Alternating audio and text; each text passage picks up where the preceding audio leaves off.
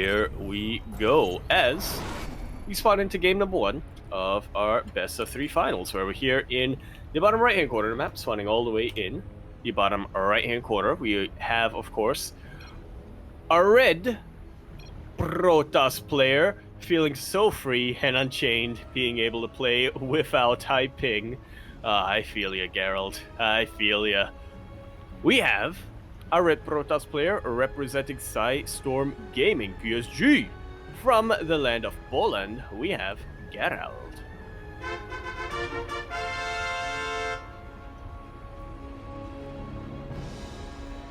And over here in the top of the left-hand corner map, spawning all the way to the top left, we of course have our blue Zerg player coming down from the land of Belarus.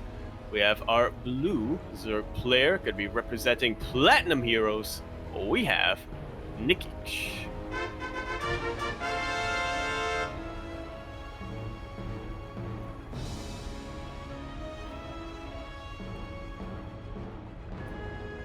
Already faced a Protoss player in the semifinals, so potentially feeling pretty warmed up for this matchup. Gerald, of course, quite a bit of a different player compared to Nice. I mean, both of them pretty known for doing normal things, especially compared to their contemporaries in their respective regions. You know, when I think of the Polish Protoss players and when I think of Insanity, I think of all of them, but there's still a little bit of a scale, you know? And Geralt is quite firmly not in the unhinged scale.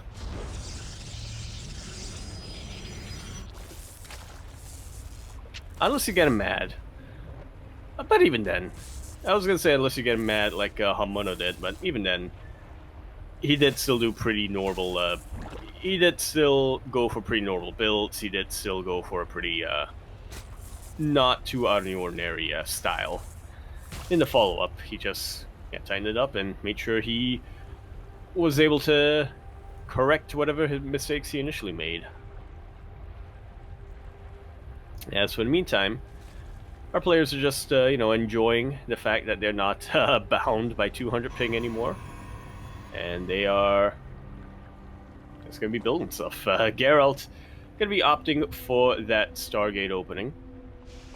Saw this a lot from Nice, and in general, it is starting to become a lot more of the go-to for Protoss, it seems, in PvZ. Been seeing a lot of cool stuff with the mothership, which will come down much, much later if we get to that point. Nikich forced to take the unnatural natural, but he will be getting 3 bases regardless.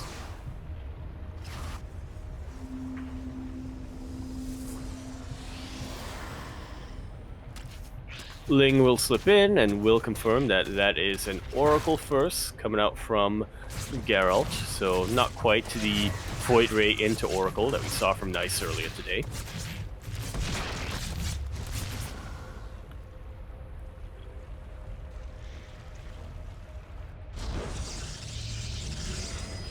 And Nikich is taking this seriously.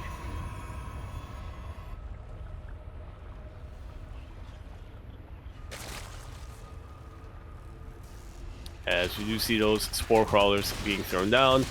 Huge wave of lings here just to apply some pressure onto Geralt while he still can. Not that many units on the ground. Of course, the Oracle will eventually run out of energy. I mean, it's also on the other side of the map now, so yeah, Nikich gonna try to get something done while he has the opportunity. Something like laying a third. Yeah, he gets a pylon. Not too bad.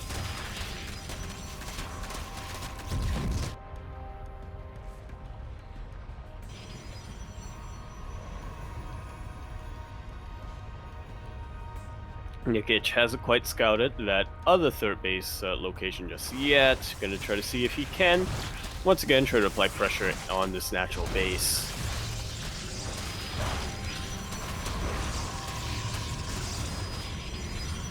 The answer is not quite. As that third will go unpunished. It's a little bit of a late third base here for Geralt, but Not the biggest of deals here for him. In the end, as long as you're even in base count against a Zerg player, you're winning.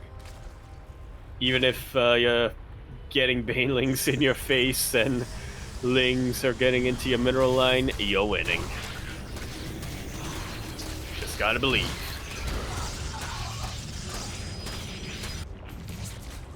Now still stopgap in the wall by getting that additional gateway.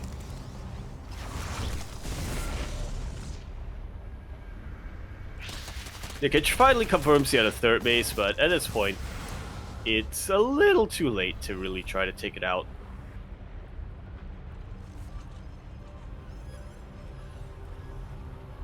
Meanwhile, we do see Nikich once again opting for a bit more of a Lingbane heavy style, which works out here as Gerald is opting for Blink.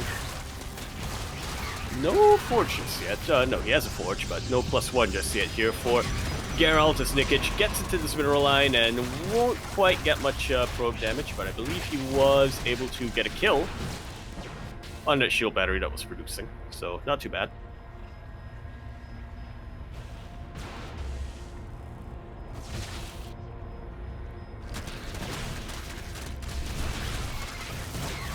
And Nikich is right now just trying to do whatever he can to keep Gerald busy.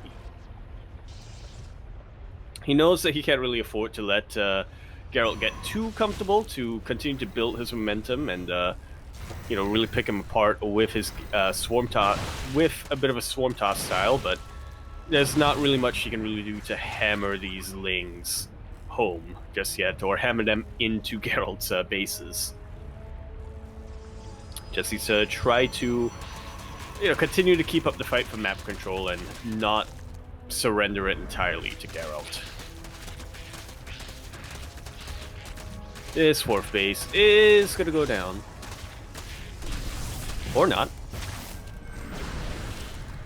As the Oracles and the follow-up Stalkers as well are going to be able to make short work of these lings.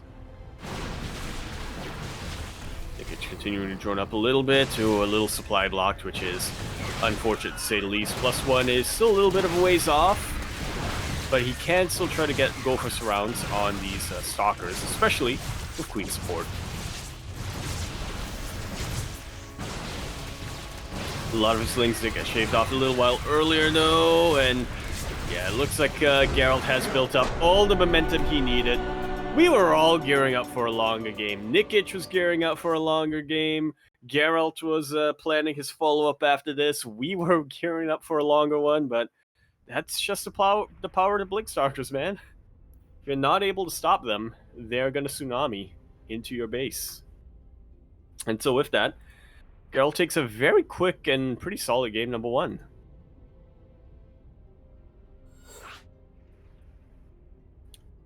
Very nicely done.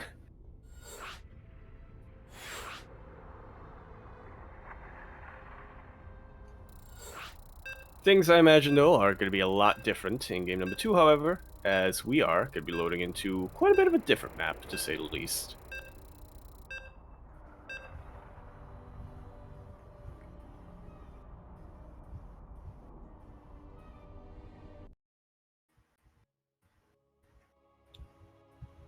Here we go. Gearing up.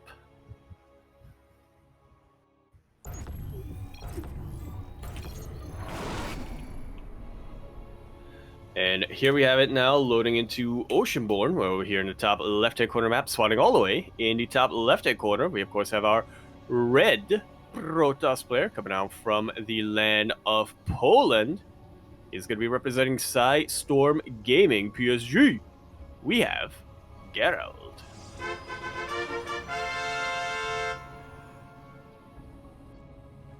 And over here in the bottom right-hand corner map, spawning all the way in the bottom right, we of course have our blue Zerg player coming out from the land of Belarus. He's going to be representing Platinum Heroes. Give it up for Nikich.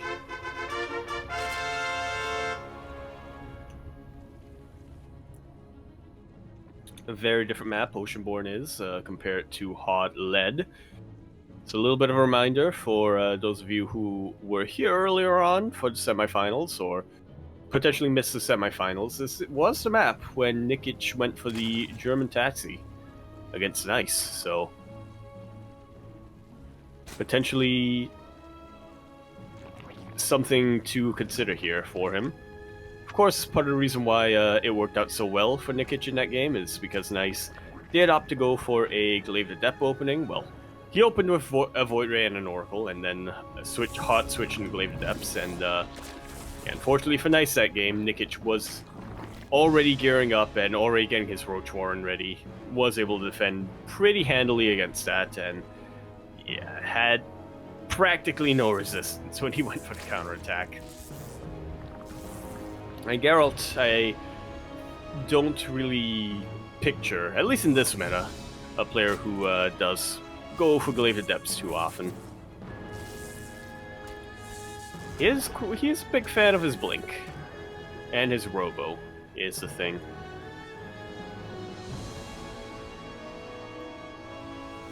But we shall keep our eyes peeled on that production tab as the Cybercore is about to finish up. Now is the time, Gerald, to make a bit of a tech selection.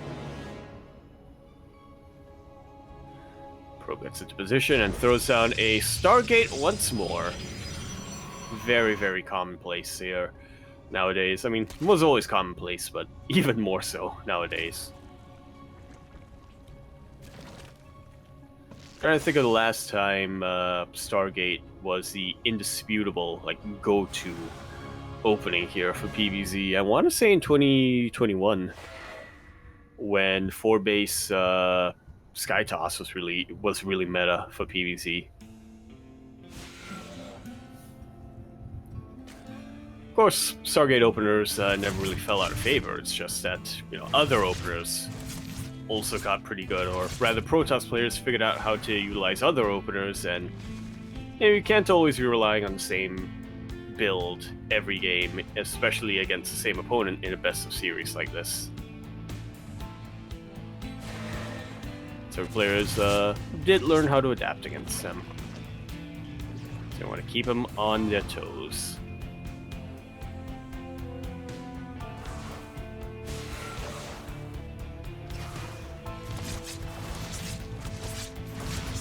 And while a similar style that we saw earlier in this game from Nikich, gonna be just gonna build a handful of lings and just try to apply pressure wherever he can. While he gets ready back at home, he did confirm that Stargate, so he is getting spores.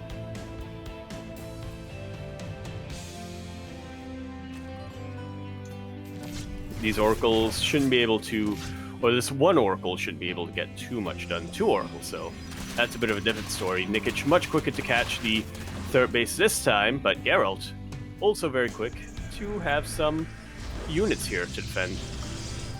It's an interesting shield battery replacement, I gotta say. Right by the Reaper ramp. That, I imagine, might still be in range for a battery overcharge. Just on the edge, I want to say. We'll find out.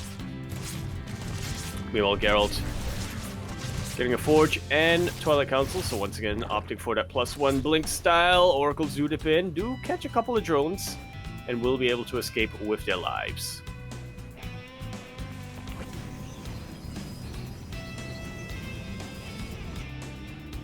That doesn't get in the way of the assimilator, I have to imagine. Shield battery. Nikich, meanwhile, is opting for roaches, which is not at all what you want against +1 Blink Stalkers. That might be a little bit of a timing here if Nikich is planning to be aggressive with his roaches, where he can go across the map and get some damage done before Gerald's able to amass the Stalker count, but it's a bit of a tight window. Not neglecting +1 though, I do appreciate that. It is a very wise move here from Nikich.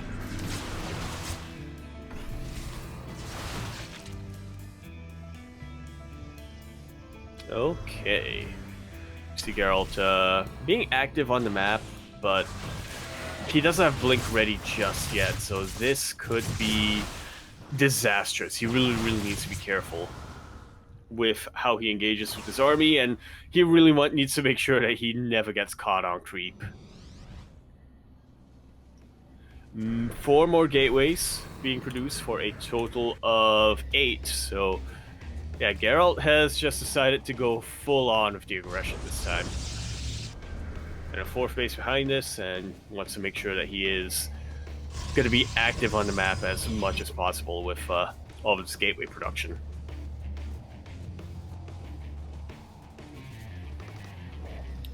Link's moving across the map, and I think Nikich has a bit of a suspicion of what's coming his way. He sees all of these stalkers, and he knows, yeah, roaches are not the play. I just need to continue making lings and try to make my lings useful. Try to get them to pressure Nikich as much as I can. He is opting for Hydras behind us, though, so a little bit of Hydraling Bane into Lurkers? That would be something I haven't seen in a while. But I don't think it's a bad idea.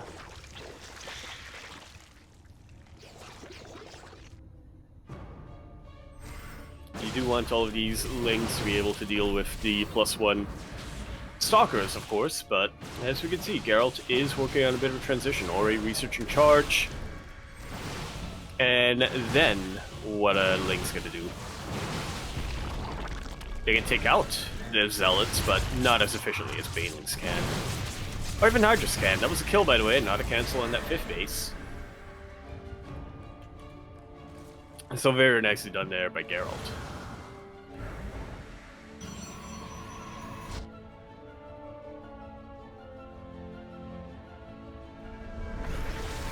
Gerald still being active as much as he can while he macros up back home. Double Robo Facility is on the way. Geralt is a Roach Boy. That was a very good blink on top of that Queen, but unfortunately for Geralt, there were more Queens behind that with energy to transfuse. Didn't quite have enough Stalkers to really one-shot it.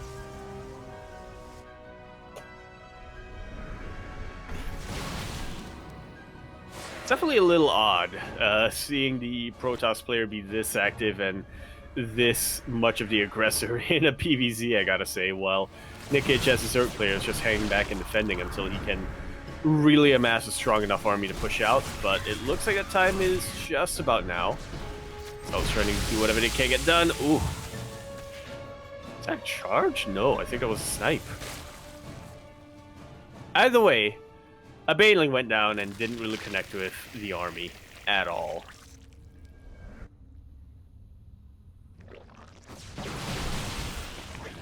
Finally, that Queen goes down right in the middle of laying down a Creep Tumor, and the Creep Tumor will get taken out as well, just to add insult to injury. Let's use the little shrubbery here. The vision blocking shrubbery is what they call it. A couple of Banelings will connect. We'll be able to take out those flanking Zealots, but Nikich is starting to fight really far off of creep. Hydras with Groove Spines, I believe, do outrange Stalkers by 1. So Nikich really going to be able to apply a lot of pressure in his counterattack. Be very conservative with his Banelings. I like this. You really want to save those Banelings for when you can really crash into a major chunk of your Protoss opponent's army. Especially the Zealots. 5th base of Geralt will go down, knocking both our players down to about even base counts. Nikich about to get a 6 right now.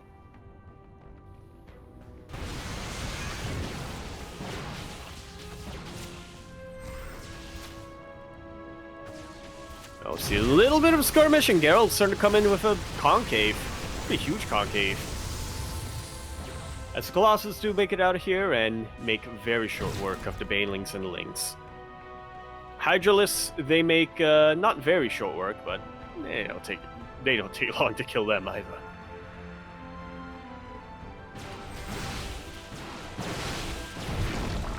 This 6th base will be killed and not cancelled once again, unfortunately, here for Nikich.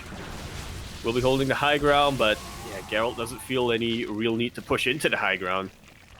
He knows that as long as he can contain Nikich here, he'll be sailing pretty easy. as we get into our mid game.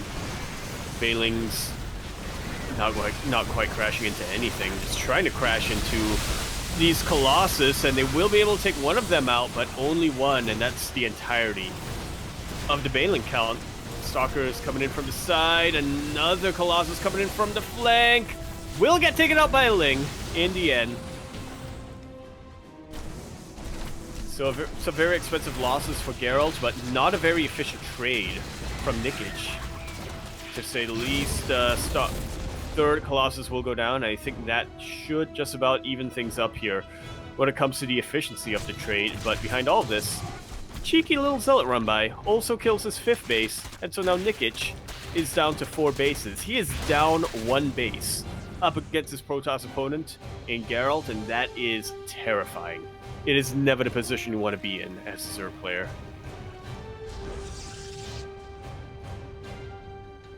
Geralt is going to have to lick his wounds. It's going to take quite a while and quite a lot for him to really recoup his losses from earlier, but because he was able to deal so much damage to Nikich's economy, he's got that time. Because he was able to force Nikich to trade inefficiently, he's got time to rebuild. He's got time to remax. He's got time to remake a very high-tech army. Is it going to be enough against the Lurks? It's a major question. Has Geralt spotted the Lurkers? Well, he has now. So he knows he's going to have to take them very, very seriously. He knows he's going to have to respect them.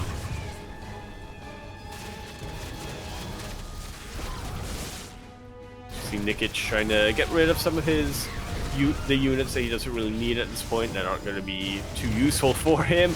This lone Colossus so exposed will get taken out. And Geralt trying to come in for the flank just doesn't pay off. Nikich has a high ground. It's going to be very tough for Geralt to reclaim it.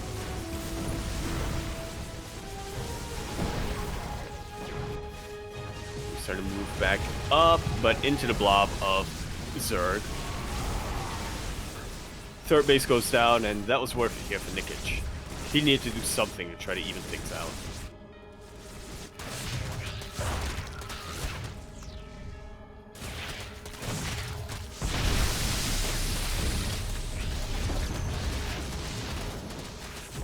There's a whole lot of Bailings do crash into pylons. Forces a recall here from Geralt, and yeah, he will be able to clean this up, so Geralt's still technically going to be up 1 base against Nikich. Lost even more of his Colossus. I'm curious to see. He has lost 4 Colossus so far throughout the course of this game, which is expensive to say the least. He is starting to diversify his sources of AoE, his channels of AoE, however, as that 5th base will go down. And now Nikich just about evens out when it comes to the economy. In fact, coming up pretty far ahead when it comes to the mineral mining, as Geralt has been disrupted numerous times when it comes to his fresh bases and when it comes to his own mineral mining.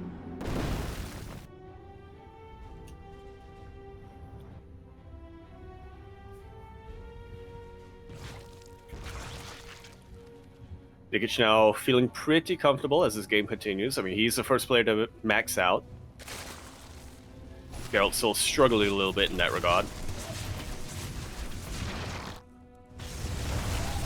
And we're really starting to see him get into the late game that he is comfortable with. Oh, those are some juicy Purification Novas, taking out a huge chunk of those Lurkers and a decent handful of Hydras as well. Get a couple more Novas like that, and Geralt can really start to turn the tides here against this late game Zerg army.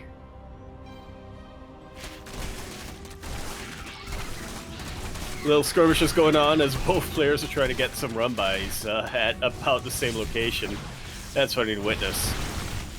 Geralt really starting to push in. 1 queen will go down, but he knows better than to overstay his welcome. He hasn't seen the army yet, so he knows better safe than to be sorry. Better back away off of creep while I can.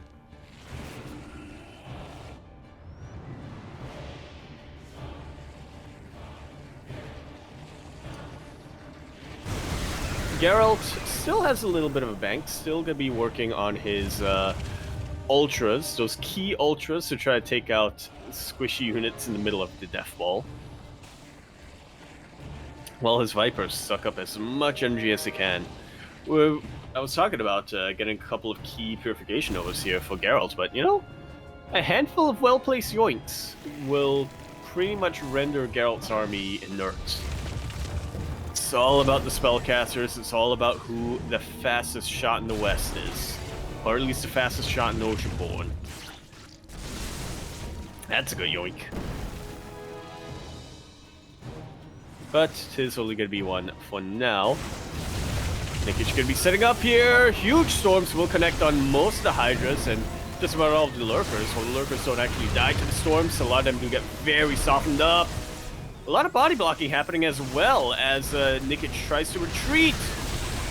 You know, you see a lot of High Templar going down to those Banelings, but the Immortals still stand strong. Those Zealots are still being very annoying. Here comes a huge concave for Geralt, and this should just about be all she wrote. That was a good yoink, but there was no army to really follow that up. GG, Geralt will be taking game number 2. Wow, what a master of positioning here. GG, very nicely done. I'm honestly still in a little bit of awe that while Nikich and Geralt both looked like they had pretty comparable armies to each other, I feel like Geralt, it almost feels like Geralt just was thinking a step or two ahead of Nikich here when it came to, you know, the actual engagements and where he wants to fight, how he wants to position his armies, how best to really split Nikich's focus so he can get the most out of his Colossus volleys, his storms, his everything that goes on in a fight. GG, very, very nicely done here. With that, Geralt is now on match point. One more win for Geralt, and he's going to be our new Sparkling Tuna.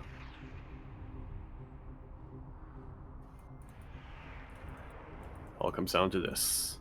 It all comes down to this.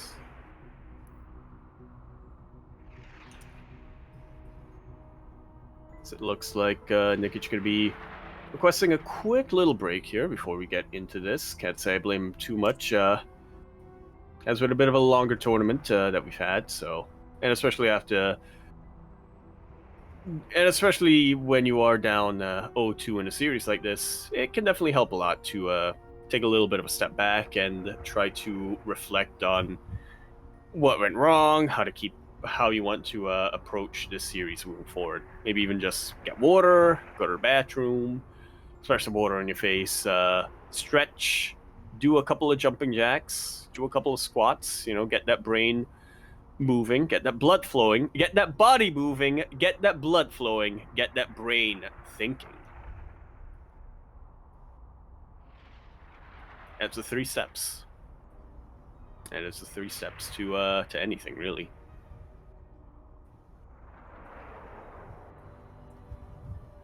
So we're, more than willing to oblige that. In the meantime, this will also be a pretty good opportunity for you, our viewers, to go get some nuts, as Light is telling me. It's a very good idea. Nuts. Put them in your mouth.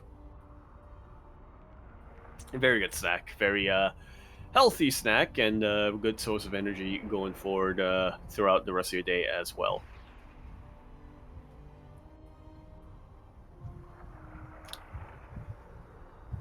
Those nuts, good for when you're boned. Anyway, Nikich is now here, so we're going to be getting ready for game number 3, potentially the final game of the evening. Hopefully not, though, as we load into Golden Aura.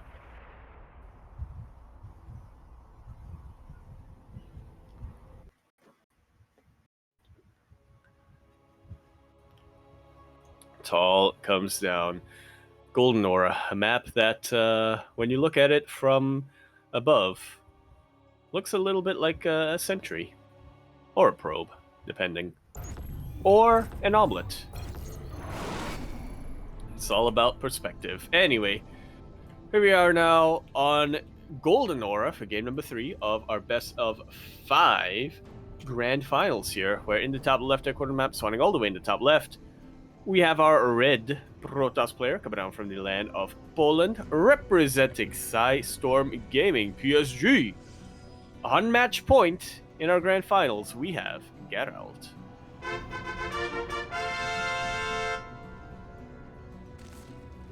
And over here in the top bottom right-hand corner map, spawning all the way in the bottom right, we have our blue Zerg player coming out from the land of Belarus. We have representing Platinum Heroes, currently down 0-2 in this best of 5 grand finals. Send them your energy, viewers.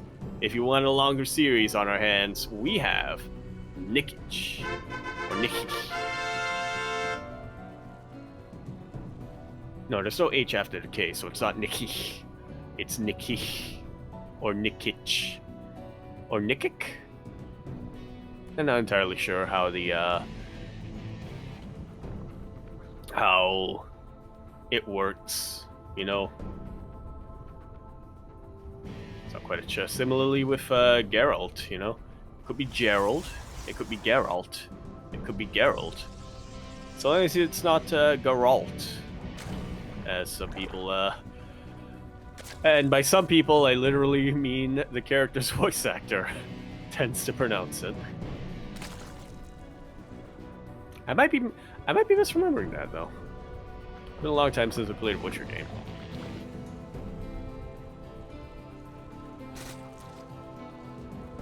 Henry Cavill? I actually haven't seen the Witcher series, so I'm also not sure how he pronounces Gerald. Or Geralt. As long as it's not Geralt. Which actually, now that I think about it, makes sense phonetically. But that's exactly why I don't like it. Not a force unnatural natural here for Nikich. Has the probe of Geralt. No, I'm saying it. Wait, what did I say earlier? Wait, no. For Gerald, we'll help him out a little bit later down the line when it comes to harassing Nikich. He is going for the Stargate once again. Makes a lot of sense. If it ain't broke, no need to break it. Not yet, anyway. I am very shocked and surprised that these two links managed to slip into the main base. We'll confirm the Stargate once again. I'm even more shocked that they were able to take out one, potentially two? No, just one probe so far.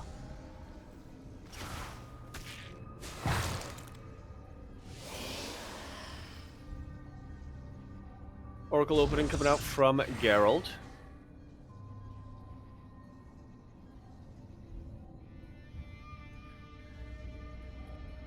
And it looks like we're going to be seeing something very, very similar to how our previous two games have transpired.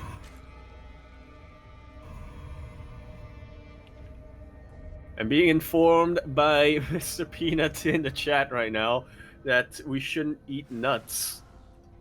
You know what? I'm going to roast them. And then I'm going to swallow them without chewing. Wait. That doesn't... I gotta crush him up. And I'm gonna put him on ice cream, as Nikich very well prepared against this Oracle opening. Very good placement of his queens. Little bit of a creep bridge missing, but still should be taking too much damage here. A couple of adepts trying to sneak in, and it will be distracting Nikich quite a bit. I mean, that Oracle already got 3 kills, and now these adepts are getting... okay, only 2 more. So, nice little bit of damage here for Gerald. Both of his oracles are alive. I say both of his oracles because, yes, he had 2 oracles, and now a 3rd is on the way. So, yeah, quite a bit of a different opening here for Gerald. Still wants to go into a bit more of a gateway-focused style, and I imagine it's still going to be +1 Blink Stalkers coming out from him. But a little bit more committed to his oracle harass. Well, I say harass, but there are lots of things that oracles can do. They can reveal. They can give you high ground vision. They can allow you to take out an Overlord with only Stalkers. They can Stasis Ward. They can Disco Ball. Be a Disco Ball for your Rave if you left it at home. The world's your limit when you have oracles. They can reveal tumors on the map, like so. Fortunately, not quite enough of a follow-up here for Gerald. I mean, he's going to be able to clear up a couple of these tumors, but not quite able to go all the way on home.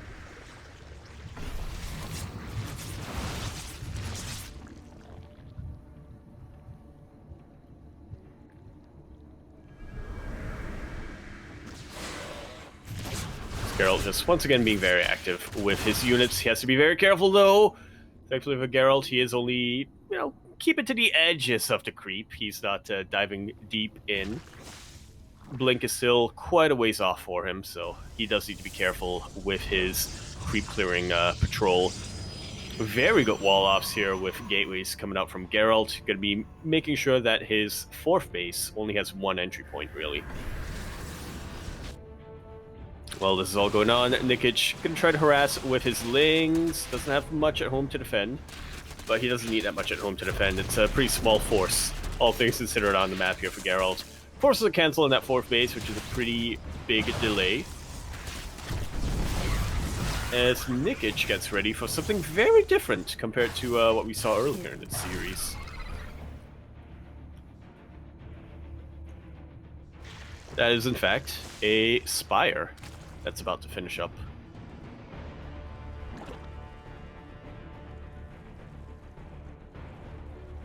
"11 mutas already popped instantly." He was saving that gas. He was saving that larva. And he was... And now he's looking to do something a little bit insane. It's questionable to go muta heavy in your main army composition when your opponent is a bit more Stalker heavy, but 12 mutas? I mean, they can make short work of middle lines. Definitely a little worried of potential overcommitment, but I suppose that's what these Lings on the ground are for, right? You get the Lings to take care of the Stalkers, or to bruise up these Stalkers, and then you have the mutas to really just clean them up. Bonus, a little bit of an advantage you have with going mutas. You also don't trigger the stasis wards with them. So that was only a handful of Lings that was caught in that. Nikich now has reclaimed map control, and he's looking to make use of it.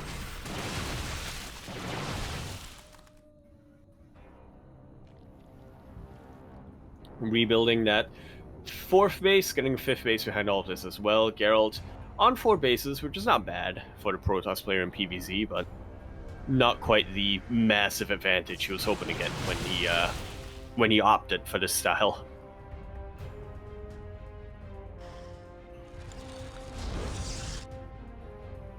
He does need to switch gears quite a bit, so working on Phoenix production. I imagine once Charge finishes up, we're also going to be seeing a Twilight Council get thrown down. Twilight Council? No, Templar Archives get thrown down.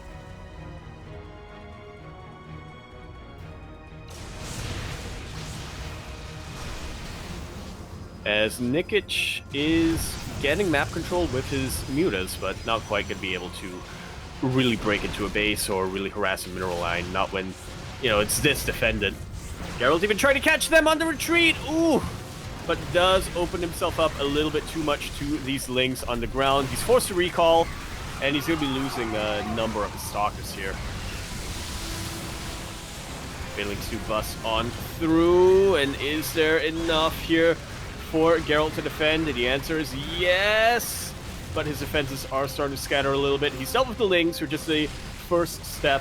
Now he only needs to worry about the Mutalisks, which are starting to back off a little bit. Yeah, really good fortifications for Geralt on that 3rd base in particular, because Mutas weren't able to get any economic damage done. In fact, none of these units were able to really get any economic damage done. Geralt on roughly even worker supply on 4 bases versus 5 of Nikich. So still looking pretty good. He's starting to transition now, getting his fleet beacon. As here we go, Nikich commits. He finds a little bit of an opening, he finds a little bit of a kink in Gerald's armor, and he will be wiping out this entire mineral line. Gerald was even on the worker supply. Now, not so much. He does have a pretty hefty ground army, though, that Nikich does need to respect. Stalkers starting to bunch up a little bit, though, and that's definitely very good for these mutas. They do want to get their glaives. All of the Stalkers will fall, and that's all she wrote. GG is called. Nikich going to be fighting back really hard with these mutas. We'll be taking game number 3. So we will be having not a completely no 3-0s in this grand finals. We're going to be getting game 4.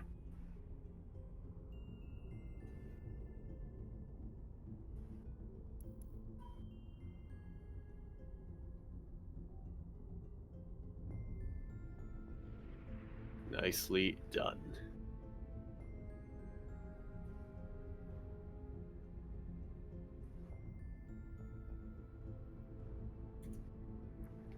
Yeah. Really good choice of going for a muta heavy style here from Nikich. I was having a couple of doubts myself, but yeah, I guess there's a little bit of a tendency to maybe overestimate the power of the Stalkers. I mean, I think I definitely overestimated the Stalkers.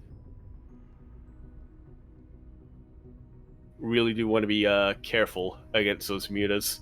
Actually, no. The real reason why those mutas worked, Demi's in chat. That's the real reason. Nikich was getting that little passive boost from Demi watching muta play. That's my tip to any Zerg players who are watching.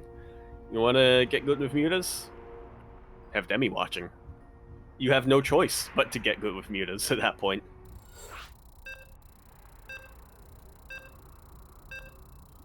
Alright, our lobby has been made. As you can hear the boops in the background.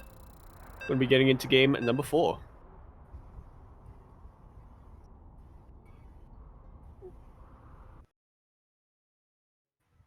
On a map we haven't really seen too much of so far in this evening. A lot of Site Delta, a lot of Oceanborn.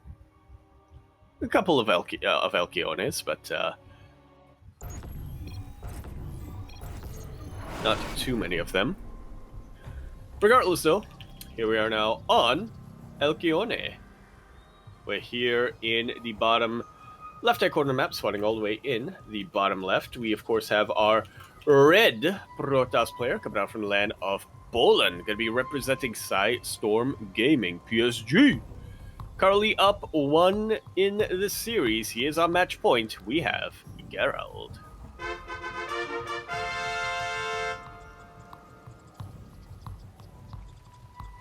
And over here in the top right-hand corner map, spawning all the way in the top right, we of course have our blue Zerg player coming out from the land of Belarus. He is, of course, going to be representing his team Platinum Heroes. Down 1 in this best of 5 series, but fighting back really hard in that last game. And now, being very cheeky in game number 4, we have Nikich.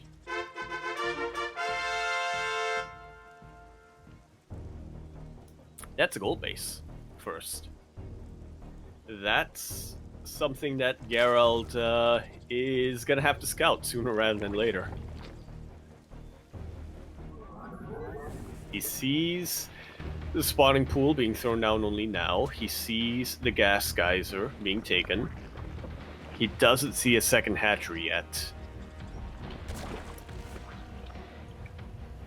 A couple of, at this point, a couple of alarm bells should be starting to ring in his head.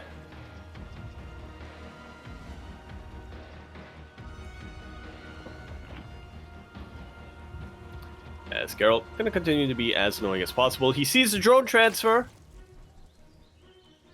I'm sure he knows at this point. Now, he hasn't confirmed it, but I'm sure he knows what's going on.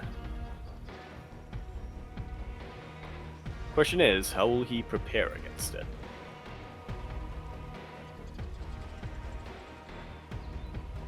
There's a lot of options when the Zerg player does take the gold base like this. It could be a little bit of an earlier roach aggression, or it could just be a very greedy high tech or a very greedy tech rush come down later on the line. Either way, once again, very important for Gerald to be able to scout this and prepare. So far, he is getting that Twilight Council, which I'm liking quite a lot. You know, if he goes for a bit more of a Glaive Adept build, he can really punish this greed that Nikich is going for.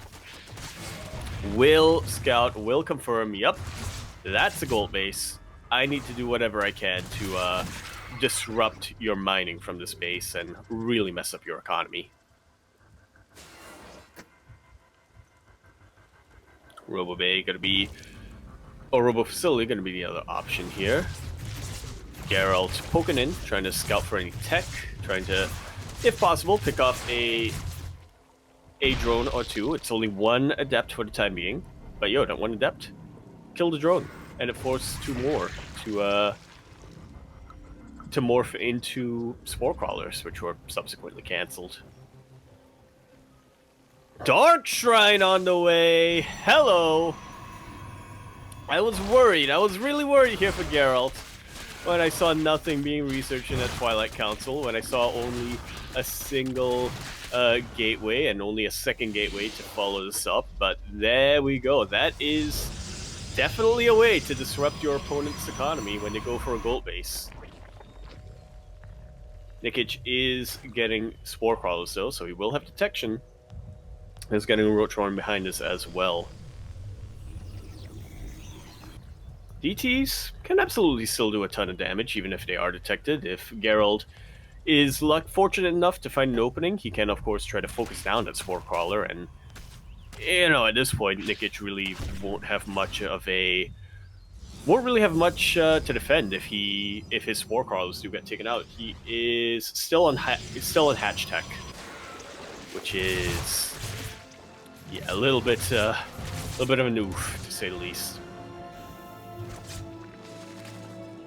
Dark Shrine not done just yet, so Geralt just going to be poking in with Shades, just going to be poking in to confirm what the defenses are looking like. Oh!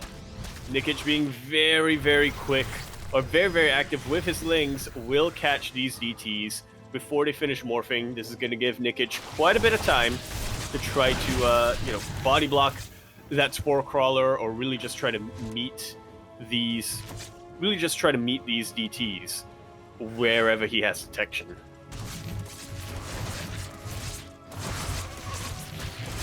Depths do shade in, and they are able to get a couple of drones. Not too many, though. Geralt thinks about it, and he's going to go for it. Or at the very least, he's going to try to split up his DTs. Or not.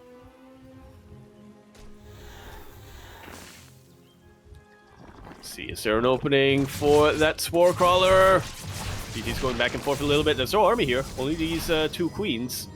So even with the detection, it's going to be rough for Nikich to try to hold against these. Beautiful force fields on the ramp. Every single one of these drones is not going to have an exit, but hold on, here comes the Roach Armada. As well, Nikich doesn't have anything home to defend, neither does Gerald.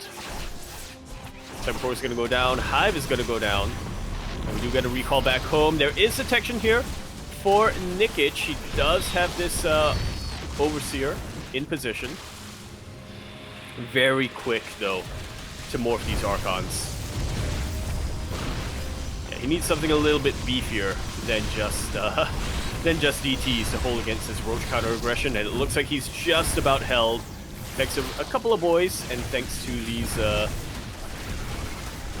these zealots as well. Ling reinforcements just a little too late to the party, and they will be chased back home. All in all, I'd say Nikich got the better end of that trade. You know, he killed the lair. He was able to hold his own economy. He lost a couple of production buildings, but look at his army. It's still very, very potent, very, very beefy for this stage of PvZ. Nice little juggling with that very weakened Archon as well. GG is called, and Gerald will be taking game number 3, fighting cheekiness with cheekiness to be our Sparkling Tuna Cup champion, number 44.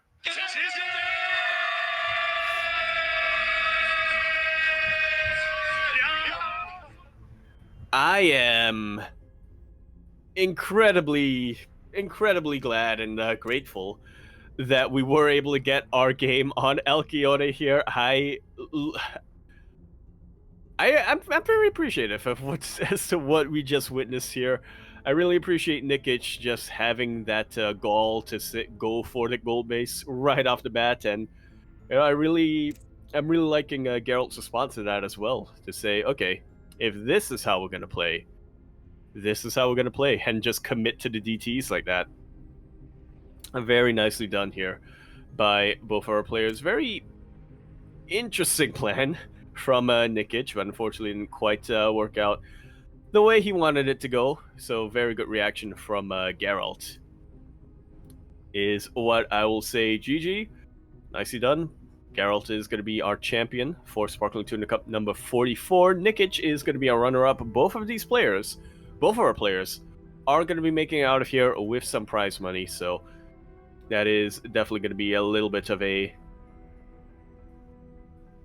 That is, yeah, just so it's going to be. Exclamation mark Maturino in the chat, by the way, if you like what you saw and you like how these players performed, and you think, you know what, they could use a little bit more in that prize pool. Unfortunately, we do not have any codes to redeem, but if you are feeling generous, if you are feeling like you want to crack open your wallet and throw a couple of dollars their way, if we do cross the threshold, we will also be expanding our prize pool to include our semifinalists as well, Han, Mono, and Nice. So, yeah, if you do like what you saw and you do think that these players could use a little bit more, some exclamation mark Maturino in the chat is the way to go. That's what I will say. GG indeed.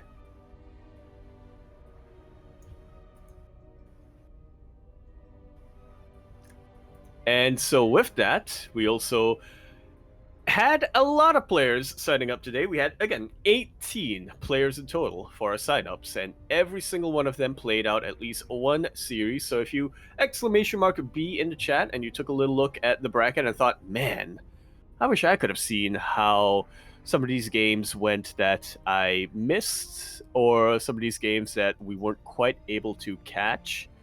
You know, if you think, man, I really wanted to see how that Go-Go Joey versus Mio Micah match went, for instance, or that Mixu versus Shameless match went. Some of these other matches here. Exclamation mark Patreon in the chat will bring you to the Cranky Ducklings Patreon page. And again, aside from funding our tournaments and aside from allowing us to host more tournaments and get a bit of a larger prize pool for our players here, you too, dear viewer, can have the opportunity to receive replay packs for the tournament, which will be distributed in exclamation mark Discord in the chat over in the Cranky Ducklings Discord server. Again, only for subscribers of the Twitch channel or for Patreon backers will be able to get those replays. If you too would like to have your hand at taking a look at what transpired, or maybe taking a stab at casting yourself, or maybe you just want to study a specific player that was that showed up today, that is how to do so. Speaking of which, though,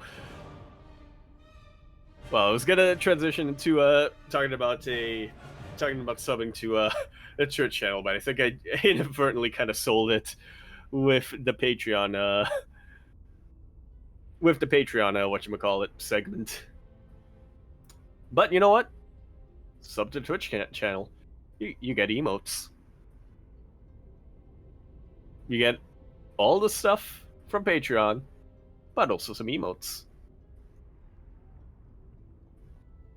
It's really either or. And so with that, I think that is just about going to be wrapping us up tonight for the Sparkling Tuna Cup number 44 tournament we used to hold very regularly in the past, but unfortunately had to put on hiatus for a little while. But now we're back. We're regular. It's going to be coming at you every single week now on Sundays. With that, yeah, that's just about going to be wrapping us up here for tonight. I have of course been your second half caster, Yaku of the Zaku. So exclamation mark Yaku Zaku in the chat if you want to know where else you can find me. Mostly on Discord nowadays. If you are curious as to where to find me, you can also exclamation mark Light in the chat, who has been handling all of the production tonight and has also been casting for the first half of this tournament, at the very least. Will bring you to his socials. He's also on Discord, the Cranky Ducklings Discord server. He streams much more regularly, so that's over at twitch.tv/light_VIP. But other than the two of us, feel free also to just follow the Cranky Ducklings channel. We will be live almost every day for the next couple of weeks, as more and more tournaments are I would say more and more online tournaments are going to be concluding. Star Wars in particular as well, but not to fret, because the minute the online segment of Star Wars wraps up, ESL Masters Spring qualifiers are going to be coming underway, so it's going to be a lot of casting over here on the Cranky Ducklings channel. With that, I think that just about wraps us up here for the night. We will see you in our next broadcast, which I believe is going to be in soon. At most about 12 hours from now.